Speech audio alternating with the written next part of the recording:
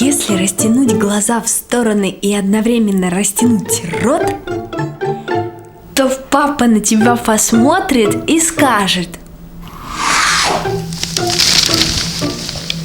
похож на полинезийца. Мама скажет: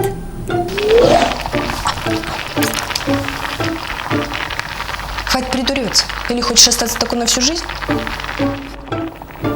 Может, и хочу. Я не знаю. Тогда хоть кто-то обратит на меня внимание, скажет: идиотка, засмеется или даст в морду.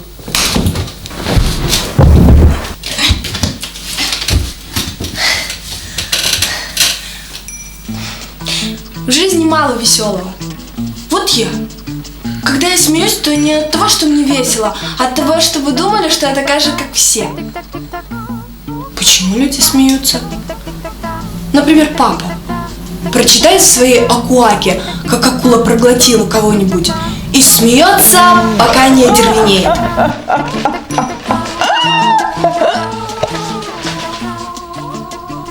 Про акулу папа говорил маме. Мама не понимала, и он долго ей объяснял, почему это смешно. Мама начала смеяться, то ли поняла наконец, то ли чтобы не показаться дурой. Чаще она почему-то плачет, особенно когда одна на кухне. Мама, что у тебя болит? Душа. А мой папа вообще-то простой, как чайник. Его нагреваешь, он закипает, остывает, он успокаивается. Последнюю неделю мама с папой не разговаривают. А в среду вечером они на кухне громко друг на друга кричали. Они и раньше ссорились, не без этого. Но так, чтобы как это, я еще не слышала ни разу. Я хотела пойти спросить, что такое, как вдруг я услышала шаги. Это мама. Она легонько отворила дверь моей комнаты. Я закрыла глаза, задержала дыхание, чтобы мама думала, что я сплю. Мама, я знаю, не курит. Тогда же почему табак? Она стояла и молчала. Ее фигура была похожа на нестрашное существо, которое я вижу порою, просыпаясь посреди ночи. Я его зову: «Эй, ты кто?» Только это не страшно, и ты кто? Всякий раз замечая, что я не сплю, улыбается мне тихой улыбкой и исчезает непонятно куда. А мама стояла и дышала табачной гарью. И если бы не ее дыхание, я подумала бы, она умерла. Я часто представляю себе их мертвыми, маму и папу. Я представляю, как я хожу по комнате, хочу звонить, но не знаю никуда, никому. Я знаю, почему не ссорятся. Это из-за меня.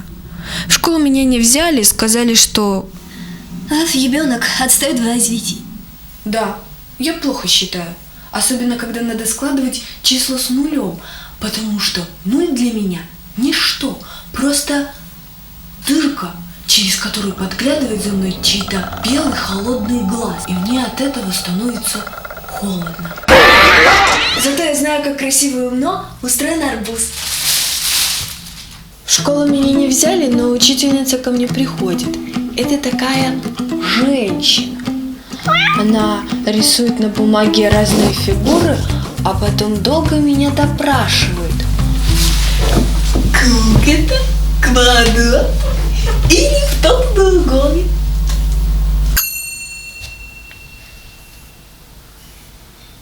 Думаю, она просто дура, если спрашивает такие вещи. Я ей тоже нарисовала фигуру. Так она закипела, как макароны, и побежала на меня маме жаловаться. А я всего-то нарисовала себя, как я сижу в темном углу, и у носа моего летает муха.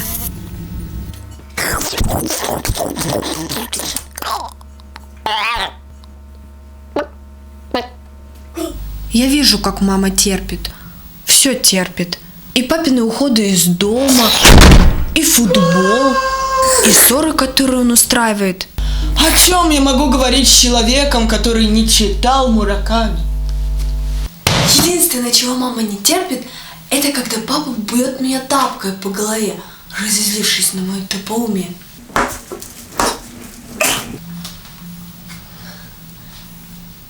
Я на папу не обижаюсь, это папа не сам.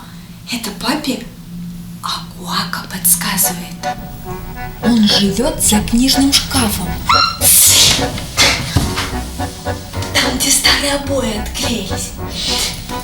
Акуака приходит по ночам к папе, забирается через ухо в сон и хозяйничает в нем, будто у себя дома.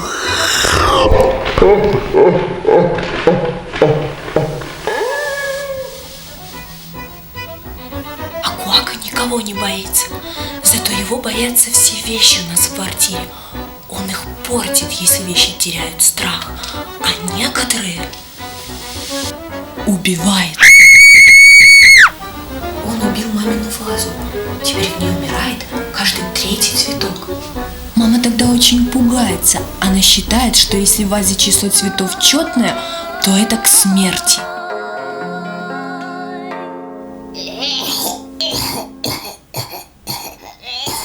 Я послушала, как кашляет Акуака.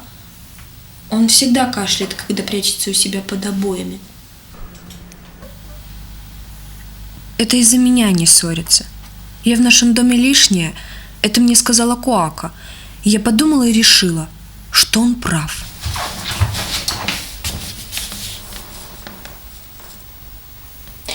Сегодня ухожу из дома.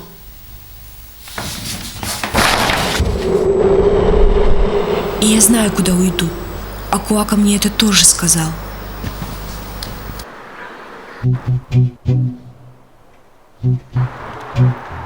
Улица. Я иду по улице, она медленная. Вверху плещется вода. Это небо. Я иду не одна. У меня в кармане, в мешочке, в сверточке, в камушке черноморском, в крапинку, в левом его овале мамина душа спрятана, та, которая у нее болит. Я ее специально унесла, пусть болит у меня в кармане. Близко место, которое мне назначено. Там вода, я чувствую воду, и гранит, я чувствую его холод. Акуака мне его выбрал. Я подхожу к реке, она широкая. Есть в году такая секунда заклятая, сказала Акуака. Если ты в эту секунду войдешь, потому что она как щелка или отблеск между светом и тенью. Так вот, если в нее войдешь, то сможешь сделать со временем все, что хочешь. Люди сразу сделаются такими, какими тебе хочется их увидеть, а не такими, какими почему-то они стали. Акуака сказал сегодня. Здесь, на спуске, где вода и гранит, заклятая секунда сегодня.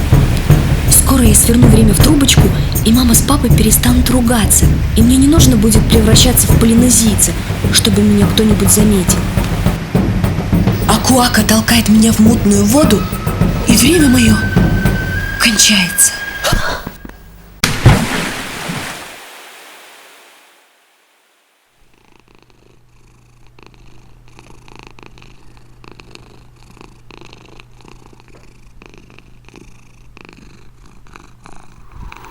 Я просыпаюсь посреди ночи. Надо мной стоит «Эй, ты кто?». Он замечает, что я не сплю, и улыбается мне тихой улыбкой. Потом подносит палец к губам и показывает на дверь в прихожую.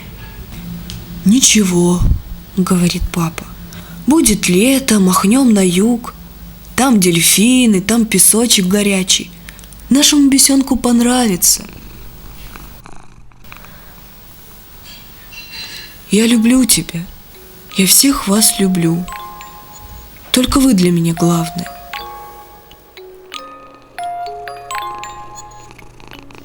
Я улыбаюсь нестрашному «Эй, ты кто?». Но его уже нет в комнате. Он исчез непонятно куда, будто растворился в воздухе.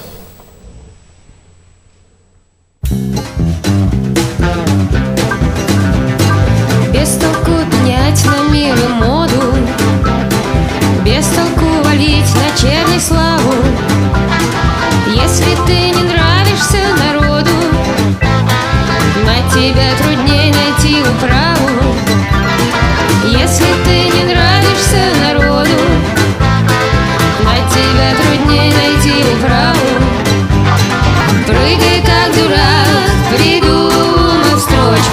сам себе учитель и начальник.